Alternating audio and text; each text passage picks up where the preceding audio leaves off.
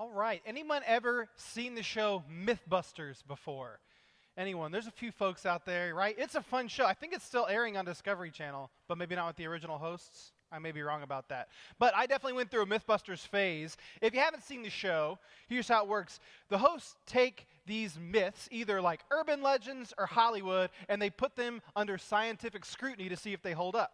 For example, there was an episode in which they were testing the myth that elephants are afraid of mice.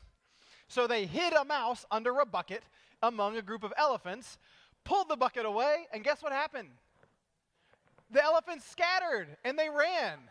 They called that myth confirmed, that elephants are afraid of mice. Then there's another episode where they tested the 5-second rule. 5-second rule, know what I'm talking about? They dropped a piece of lunch meat on the ground for 2 seconds, dropped the same piece of lunch meat on the ground for 6 seconds. It turns out it had the same amount of bacteria on it for 2 seconds as it did for 6 seconds, so sorry, folks. They called the 5-second rule busted. And that's how the show goes. The part of the fun of the show is that there are all these really common myths all around us that we all just kind of believe until someone comes along and tells us not to believe them anymore. And in this story from Acts, like I told you last week, Acts has some of the best stories in all of Scripture. So much fun. In this story from Acts, Paul and Barnabas are up against the ultimate myths. And I'm talking, of course, about Greek mythology. Yeah, anybody remember Greek mythology from 6th grade? That's when I learned Greek mythology. Zeus and Aphrodite and Ares and all the gods. Well, back in the 1st century, these mythological figures were still strongly regarded in parts of the ancient world, especially the parts of the ancient world where early churches were being formed.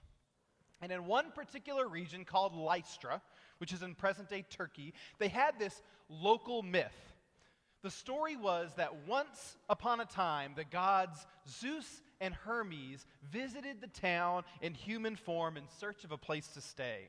And all the wealthy people of the town turned them away before one poor couple took them into their home, gave them food, and gave them a place to stay. And they were rewarded for it. So it became a bit of 1st century superstition that any unidentified strangers in town might just be Zeus and Hermes in disguise. So you better be nice to them. And so, Paul and Barnabas, a couple unidentified strangers in town, when they get to Lystra, they did what disciples did and they performed a healing on a man. Well, guess what the people of Lystra thought? It must be Zeus and Hermes in human form. And actually, Paul and Barnabas didn't know the story, so it took them a while to understand exactly what was going on. But when they did, they turned this scene in Lystra into an episode of Mythbusters. They started tearing their clothes and go, no, no, no, look, we're mortals just like you. And then they started to tell people about the power of God in Jesus. Fun story, right? And when we hear this story, we might have a tendency to scoff at the silliness of the myth. I mean, who could really believe that Zeus and Hermes were present in human form? And in fact, from where we're sitting today, the whole pantheon of Greek and Roman gods can all just seem like a pretty easily dismissible myth. But what Paul and Barnabas actually exposed in Lystra that day was that Jesus is the real mythbuster. Because when all of these myths are held up to the power of Jesus, they just kind of crumble. But it's a good thing you and I don't have any myths that we believe in, right? I mean, we're all modern, intelligent people. Could there possibly be any myths or stories that we tell ourselves that might just need to be busted by Jesus? I've thought of a few myths today, and I thought we would put them to the Jesus test. Let's start with myth number 1. I can do it all myself. You know this myth. You probably know it well. It can actually sound like a few things, like, I pulled myself up by my bootstraps without any help. Or even, by working hard, you can achieve anything.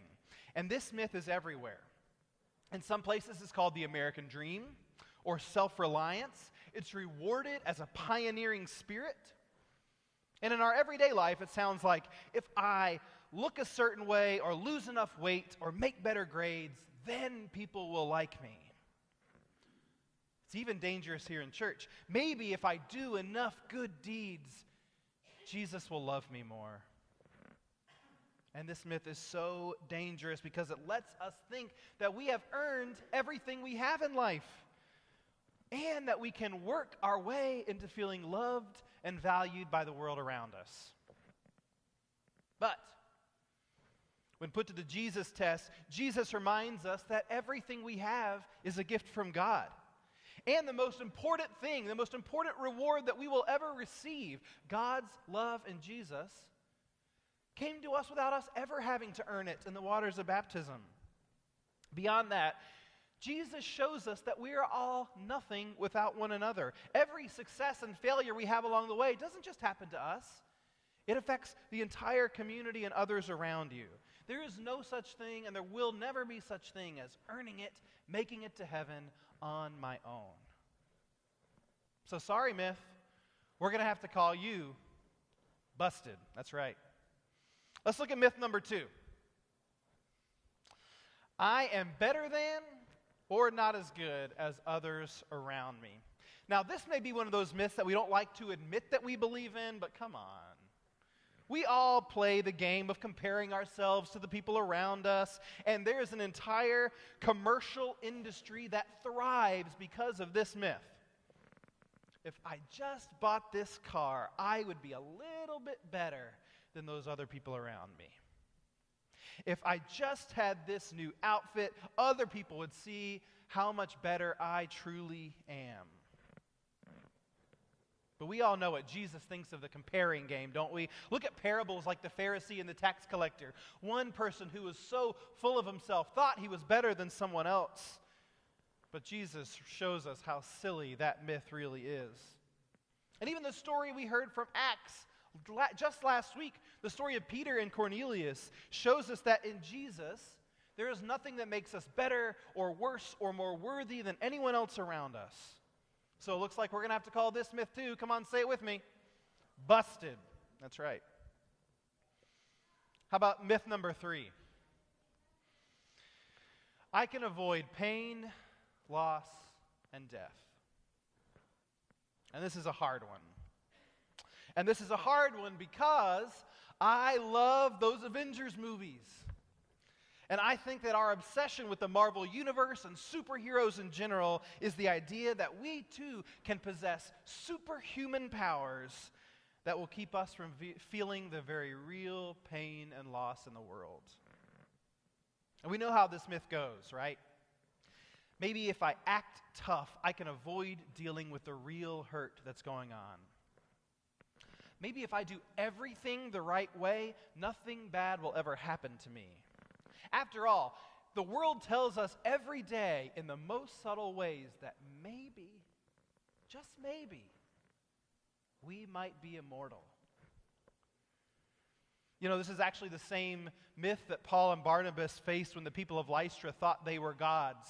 But then they tore their clothes and they reminded people, we are mortals, just like you. And us, we are mortals. Death and pain and suffering are a reality for us. In fact, in the ultimate Mythbuster move, Jesus himself becomes immortal, just like us. He experienced pain and rejection and suffering, just like us. And he reminded us that even in the midst of our worst human moments, that we are not alone. So as hard as it is, we're going to have to call this myth too busted.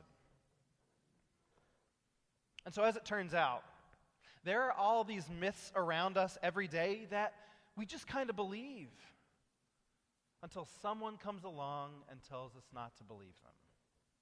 And fortunately for us, that someone is Jesus.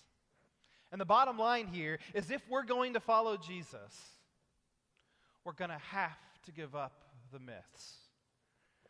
And part of living in faith is confronting these lies that we tell about ourselves and see the world in a new way. Or as Paul puts it today, turn from these worthless things toward the living God.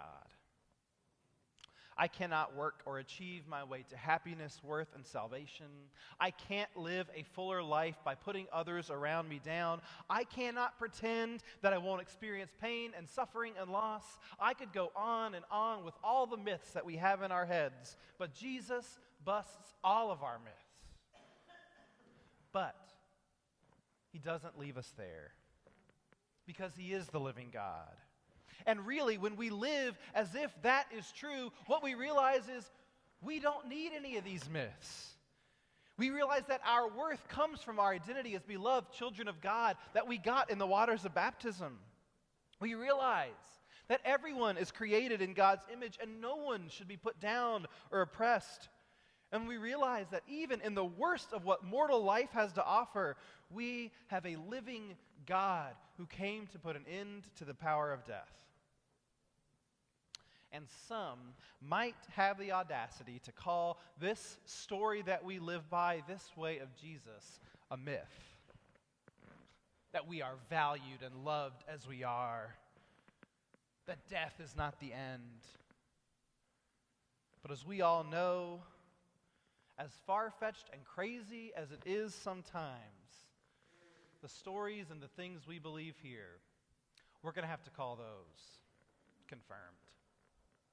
Thanks be to God.